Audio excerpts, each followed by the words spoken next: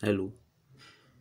BSc second physical chemistry के unit second में हम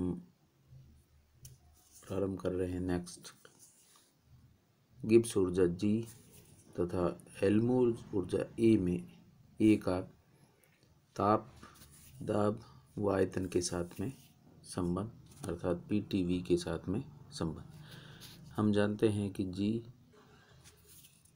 का मान h माइनस टी एस के बराबर होता है तथा h का मान E प्लस पी वी के बराबर होता है। इसलिए h का मान रखने पर g का मान हो जाएगा E plus P V minus T S.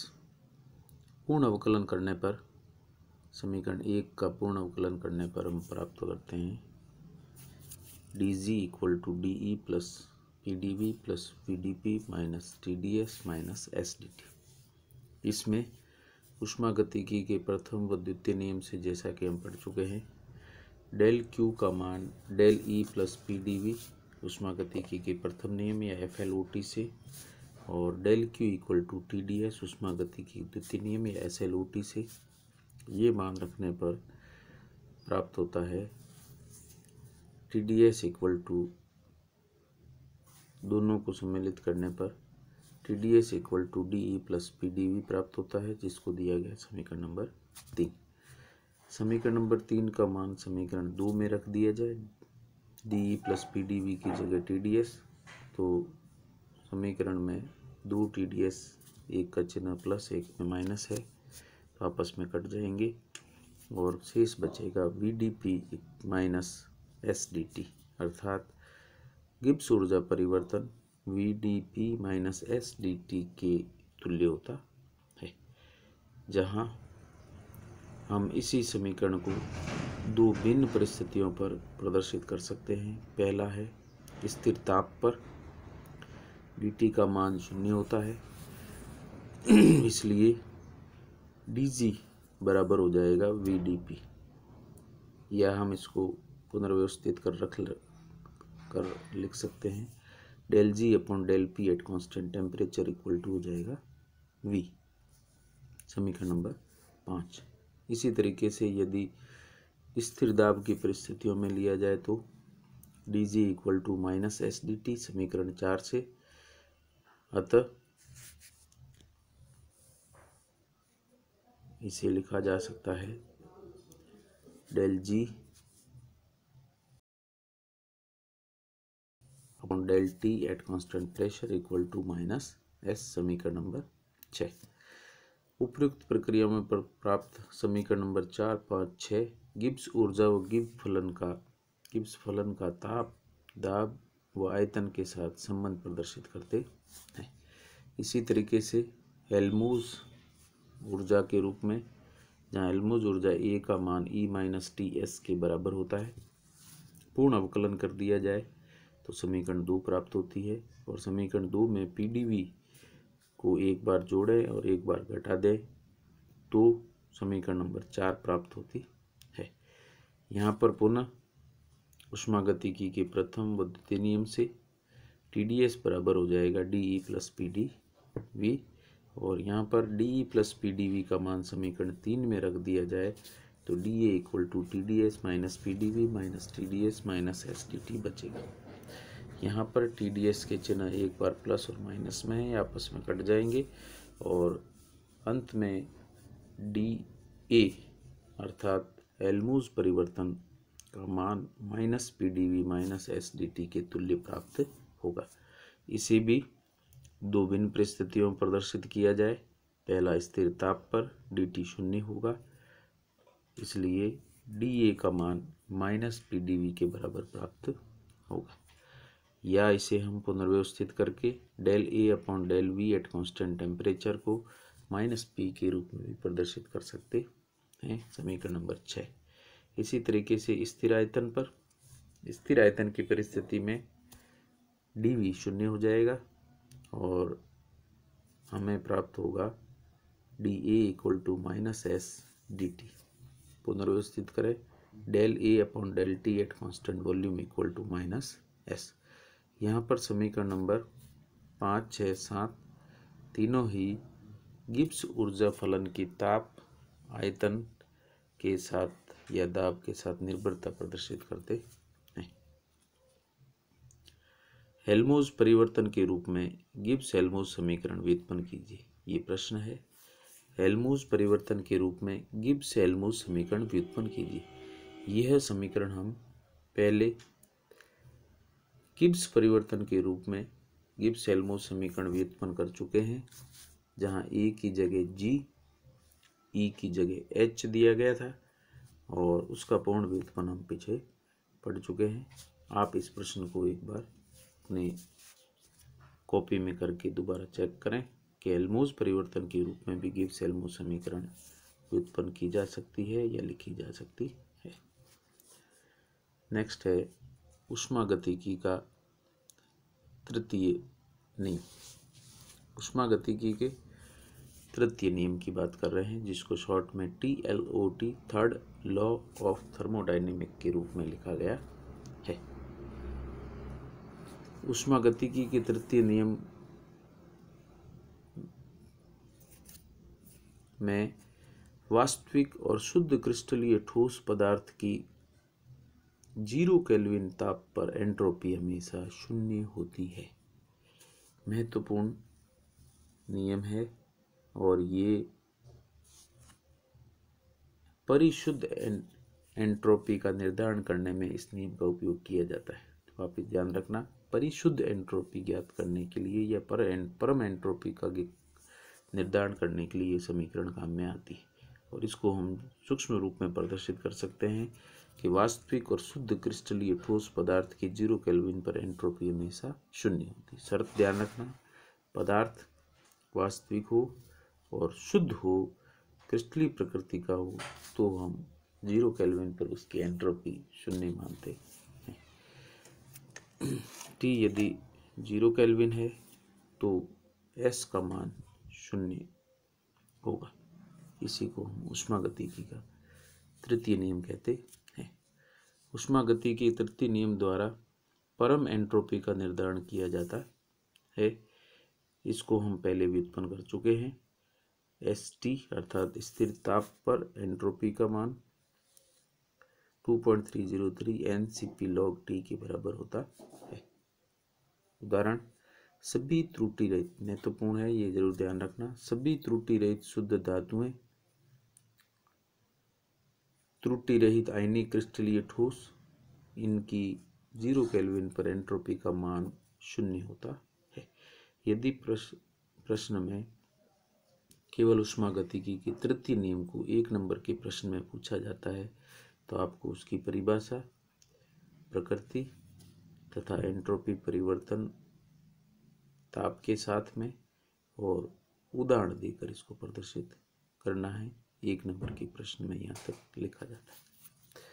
अब इसी का सेकंड पार्ट है गिब्स ऊष्मा प्रमेय।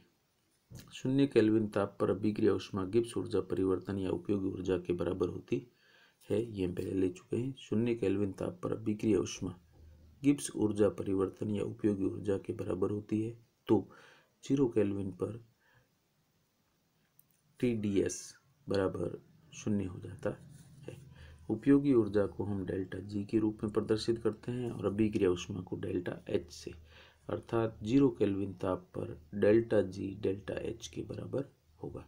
और अगर ये दोनों बराबर हैं तो लिमिट अगर T को 0 केल्विन कर दिया जाए तो एंट्रोपी परिवर्तन का मान भी 0 होगा। इस ऊष्मा प्रमेय द्वारा ऊष्मागतिकी के तृतीय नियम हेतु 2 कथन दिए गए हैं। इस ऊष्मा प्रमेय द्वारा ऊष्मागतिकी के तृतीय नियम हेतु 2 कथन दिए गए हैं। उसमें से पहला कथन है प्लांक कथन। 0 केल्विन ताप पर ठोस या द्रव की एंट्रोपी हमेशा 0 होती है। ये ध्यान रखना है, 0 केल्विन ताप पर ठोस या द्रव की एंट्रोपी 0 होती है। शब्दों पे ध्यान देना, या क्रिस्टलीय ठोस की जगह ठोस सामान्य सभी प्रकार के और द्रव भी साथ में शामिल है, उसकी भी एंट्रोपी 0 होती है, ऐसा प्लांक कथन में कहा गया है। लेकिन अपवाद स्वरूप द्रव तथा अतिशीतित द्रव अवस्था के पदार्थों में 0 केल्विन ताप पर भी कणों की व्यवस्था निश्चित नहीं होती है, अतः एंट्रोपी कभी भी 0 नहीं हो सकती है। अर्थात प्लांक कथन पूर्णतः सत्य नहीं है। जैसे अक्रिस्टलीय ठोस, अतिशीतित द्रव, रबड़, प्लास्टिक, बहुलक आदि की एंट्रोपी 0 केल्विन पर भी 0 नहीं होती है। अर्थात 0 केल्विन पर डेल्टा एस का मान शून्य के बराबर नहीं होगा और इन पदार्थों के लिए अगर 0 केल्विन लिमिट लगा दी जाए तो भी एंट्रोपी का मान शून्य नहीं होगा। इसलिए अगला कथन दिया गया है जिसको हम कहते हैं लुईस रेंडल कथन और ये ऊष्मागतिकी के तृतीय नियम का द्वितीय कथन है। वास्तविक शुद्ध त्रुटि रहित क्रिस्टलीय ठोस की 0 केल्विन पर एंट्रोपी हमेशा शून्य होती है। ये लुईस रेंडल कथन वास्तविक ऊष्मागतिकी के तृतीय नियम को दर्शाता है कि यदि वास्तविक शुद्ध त्रुटि रहित ठोस क्रिस्टल है तो 0 केल्विन पर उसकी एंट्रोपी का मान शून्य होता है। इस कथन के आधार पर ऊष्मागतिकी का तृतीय नियम परिभाषित किया गया है जिसकी सहायता से किसी निश्चित ताप पर पदार्थ की परिशुद्ध या परम एंट्रोपी ज्ञात की जा सकती है। महत्वपूर्ण है। और इसी कथन के आधार पर तृतीय नियम के अंदर हम परिशुद्ध या परम एंट्रोपी ज्ञात करते हैं और यहाँ ये लागू होता है कि यदि लिमिट में टाइम 0 केल्विन को इंगित करता है तो स्थिर ताप पर एंट्रोपी का मान शून्य होगा। यहाँ पर एंट्रोपी परिवर्तन नहीं है, एंट्रोपी है, अर्थात ये परिशुद्ध परम एंट्रोपी को दर्शाता है। ऊष्मागतिकी के तृतीय नियम का गणितीय निरूपण। एंट्रोपी की परिभाषा से ds equal to del Q reversible upon T, समीकरण 1, ये ऊष्मागतिकी के द्वितीय नियम के एंट्रोपी परिवर्तन को दर्शाता है। अर्थात स्थिर ताप पर किसी प्रक्रम द्वारा उत्क्रमणीय रूप से अवशोषित या उत्सर्जित ऊष्मा को एंट्रोपी परिवर्तन के तुल्य मानते हैं। स्थिर दाब पर उत्क्रमणीय प्रक्रम की ऊष्मा परिवर्तन, स्थिर दाब पर उत्क्रमणीय प्रक्रम की ऊष्मा परिवर्तन del Q reversible at constant pressure equal to D H होती है। ये हम पहले ऊष्मागतिकी के प्रथम नियम के परिवर्तन में पढ़ चुके हैं। अगर दाब स्थिर दाब पर ऊष्मा अवशोषित की जाती है तो उसको हम एंथैल्पी परिवर्तन डीएच के रूप में दर्शाते हैं। समीकरण नंबर 2, समीकरण 2 का मान समीकरण 1 में रखें तो ds equal to D H upon D T समीकरण 3 प्राप्त होता है। इसे हम पुनर्व्यवस्थित करें तो किरचॉफ समीकरण से dh equal to C P into D T समीकरण 4 प्राप्त होती है, जिसे हम किरचॉफ समीकरण से dh equal to C P into D T होता है, जिसे समीकरण 3 में रख दिया जाए तो समीकरण नंबर 5 प्राप्त होगी ds equal to C P into D T upon T. समीकरण 5 का T1 और T2 के मध्य समाकलन करने पर, ये मानते हुए कि ताप में परिवर्तन पर Cp अपरिवर्तित रहता है, हम समाकलन करते हैं जिसमें ताप की परिस्थितियाँ T1 इक्वल व T2 दी गई है। एंट्रोपी में परिवर्तन ये समाकलन करने पर और dt अपॉन टी का समाकलन करने पर जिसमें Cp ताप से अपरिवर्तित है तो हम प्राप्त करते हैं S2 माइनस S1 बराबर CpLn T2 अपॉन T1। इसे हम परिवर्तन के रूप में delta S equal to 2.303 NCp log T2 upon T1 के रूप में समीकरण 6 से प्रदर्शित करते हैं। समीकरण 6 स्थिर दाब व पदार्थ की अवस्था में परिवर्तन किए बिना ताप में परिवर्तन की एंट्रोपी दर्शाता है। अर्थात ऐसे प्रक्रम की एंट्रोपी को प्रदर्शित करता है जिसकी अवस्था परिवर्तित होती है लेकिन संगठन में कोई परिवर्तन नहीं होता तथा ताप में परिवर्तन T1 T2 प्रदर्शित किया जाता है, लेकिन पदार्थ की अवस्था परिवर्तित नहीं होती है लेकिन दाब स्थिर रखा जाता है। समीकरण 3 जो दिया गया है ये अवस्था परिवर्तन के लिए एंट्रोपी परिवर्तन को दर्शाता है, जबकि समीकरण नंबर 6 दिया गया है ये अवस्था परिवर्तन किए बिना ताप में परिवर्तन की एंट्रोपी को दर्शाता है। अर्थात समीकरण 3 और 6 एक ही पदार्थ की दो भिन्न भिन्न परिस्थितियों पर है। समीकरण 3 अवस्था परिवर्तन की एंट्रोपी को दर्शाता है, अर्थात ठोस द्रव साम्य पर लागू होगा जहाँ ताप स्थिर रहता है, या द्रव और वाष्प के समय पर लागू होगा, या फिर ऊर्ध्वपातन समय पर लागू होता है। लेकिन समीकरण नंबर 6 अगर पदार्थ एक ही अवस्था में है, ताप परिवर्तित हो रहा है, दाब स्थिर है, तो समीकरण 6 लागू होता है। जैसे जल को 10 डिग्री से 25 डिग्री सेंटीग्रेड तक गर्म किया जाए तो ताप में वृद्धि होगी, दाब स्थिर है, तो ऐसी स्थिति में उसमें होने वाले एंट्रोपी परिवर्तन को समीकरण 6 से दर्शाते हैं, क्योंकि यहाँ पर अवस्था में कोई परिवर्तन नहीं होता है। अब है ऊष्मागतिकी के तृतीय नियम के अनुप्रयोग, और ऊष्मागतिकी के तृतीय नियम के अनुप्रयोग के अंदर हम प्रदर्शित करते हैं। पहला अनुप्रयोग, निश्चित ताप की परिशुद्ध या परम एंट्रोपी का निर्धारण ऊष्मागतिकी के तृतीय नियम द्वारा किया जाता है। अर्थात ताप T पर एंट्रोपी ST ज्ञात करनी हो, जिसे परम एंट्रोपी कहते हैं, तो हम इस संबंध से ज्ञात कर सकते हैं, जिसका निरूपण हम ऐसे कर सकते हैं, ST = 2.303 NCP log T के रूप में इसको दर्शाया जाता है। ऊष्मागतिकी के तृतीय नियम का अनुप्रयोग द्वितीय, इस नियम से स्थिर दाब पर पदार्थ की अवस्था परिवर्तन किए बिना ताप परिवर्तन की एंट्रोपी भी ज्ञात कर सकते हैं, जैसा कि हमने समीकरण नंबर 6 में लिया था। अर्थात एंट्रोपी परिवर्तन जब दाब स्थिर है और अवस्था परिवर्तन नहीं हो रहा है, तो हम एंट्रोपी परिवर्तन 2.303 NCP log T2/T1 के रूप में दर्शाते हैं, जहां डेल्टा S स्थिर दाब पर एंट्रोपी परिवर्तन को दर्शाता है। T1 प्रारंभिक ताप और T2 अंतिम ताप को प्रदर्शित करता है। पदार्थ की अवस्था में इस ताप परिसर में परिवर्तन नहीं होना चाहिए, तभी ये समीकरण लागू होगा। नंबर 3 अनुप्रयोग, ऊष्मागतिकी के तृतीय नियम का तीसरा अनुप्रयोग, स्थिर ताप पर पदार्थ की भौतिक अवस्था परिवर्तन की एंट्रोपी का निर्धारण किया जाता है। अर्थात ताप स्थिर हो, पदार्थ की भौतिक अवस्था यदि परिवर्तित होती हो, तो हम एंट्रो परिवर्तन ज्ञात कर सकते हैं, अर्थात डेल्टा S = डेल्टा H/T, जहाँ डेल्टा H एंथैल्पी परिवर्तन, अवस्था परिवर्तन की एंथैल्पी परिवर्तन को दर्शाता है, अर्थात ठोस से द्रव में परिवर्तन, द्रव का वाष्प में परिवर्तन, या वाष्प और ठोस का अंतः परिवर्तन। इसके लिए ये सूत्र लागू होता है, जहाँ डेल्टा S साम्य एंट्रोपी परिवर्तन को दर्शाता है और T यहाँ पर साम्य ताप को दर्शाता है, जिसमें T परिवर्तित होने के साथ डेल्टा H परिवर्तित होता है, तो डेल्टा S का मान भी उस साम्य के अनुसार परिवर्तित होता है, जैसे गलन साम्य की एंट्रोपी परिवर्तन, वाष्पन साम्य की एंट्रोपी परिवर्तन, ऊर्ध्वपातन साम्य की एंट्रोपी परिवर्तन आदि। इससे संबंधित एक प्रश्न हम कर रहे हैं।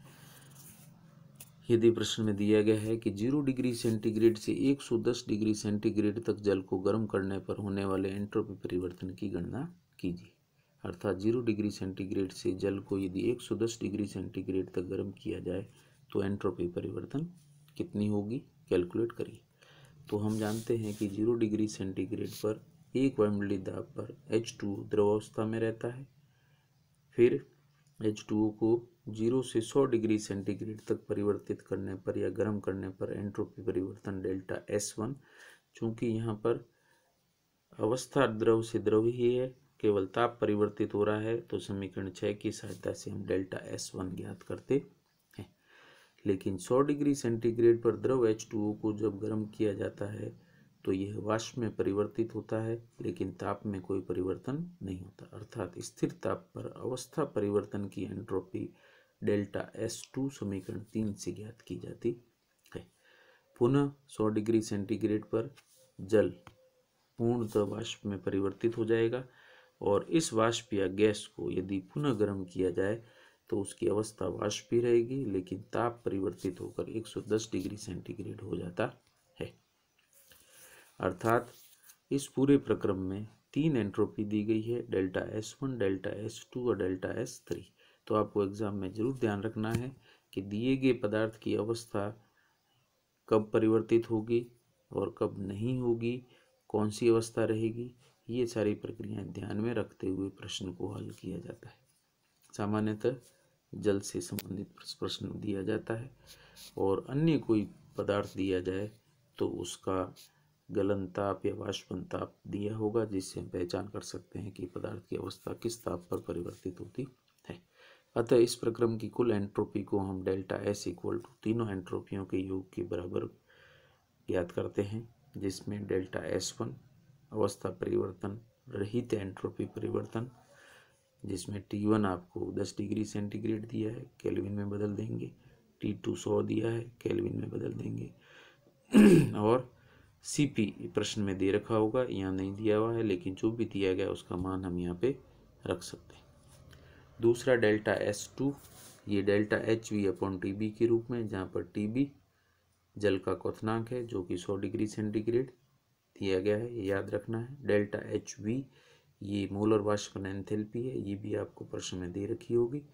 और डेल्टा S3 ज्ञात करने के लिए सेम परिस्थितियाँ हैं, लेकिन इसका ताप T2 का मान 383 और T1 होगा 373। आप चाहें तो यहाँ पे T2 T1 की जगह T3 T4 भी रख सकते हैं, ये उच्च ताप को प्रदर्शित करेगा। अब इसमें मान रखकर हम इसे सरल कर सकते हैं और सही परिणाम प्राप्त कर लेते हैं। इसके बाद की प्रक्रियाएं हम ऊष्मागतिकी के तृतीय नियम के नेक्स्ट पोर्शन में लेंगे, और वो है रासायनिक साम्य एवं गिब्स ऊर्जा परिवर्तन, जो कि नेक्स्ट क्लास में लिया जाएगा।